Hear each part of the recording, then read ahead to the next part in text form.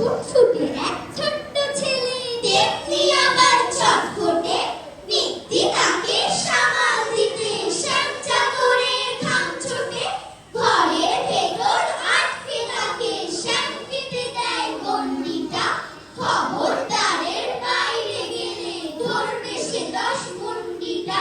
বুক দূর দূর ভয় গুড় গুড় ভাবত রবি চুপ করে, শিকার মতো তাকে ওরা মন পাচ্ছে আবার না ধরে। আপন মনে বকবকিয়ে ঘুরত রবি ঘর জুড়ি, পা টিপ টিপ দেখত ভুলে জানলাখানার খড়খড়ি।